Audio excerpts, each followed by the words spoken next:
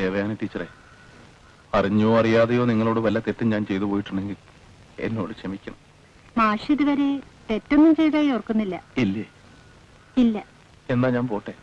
ട്രെയിനിങ്ങിന് പോകുന്നു, അതോ ഗാന്ധിജിയുടെ അഹിംസാവാദത്തിൽ തന്നെ ഉറച്ചു നിൽക്കുന്നു? അത് പിന്നെ ഈ മാത്തച്ഛൻ മാഷയും മറ്റും വിചാരം ഞാൻ കള്ളം പറയുന്നതെന്നാ. സത്യമായിട്ടല്ല ടീച്ചറെ. ഈ ചെറുപ്പം മുതലേ ഒരുപാട് ഗാന്ധി സാഹിത്യമൊക്കെ വായിച്ച് ഞാൻ വല്ലാത്തൊരു അഹിംസാവാദിയായി പോയതാ. എങ്കിൽ പിന്നെ ഗാന്ധിജിയെ പോലെ ഒറ്റത്തോർത്ത് ഊന്നുവടിയൊക്കെ ആവാലോ. ഏയ്, എനിക്ക് അതിനൊക്കെ പ്രായമൊന്നും ആയിട്ടില്ല.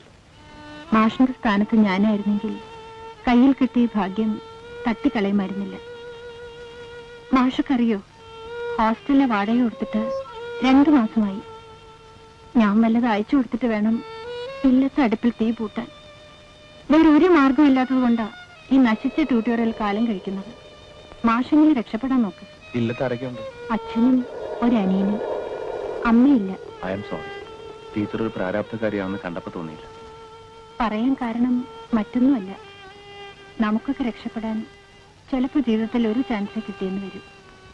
ഇതങ്ങനെ ഒരു സന്ദർഭമാണെന്ന് കരുതിക്കോളൂ. Best of luck.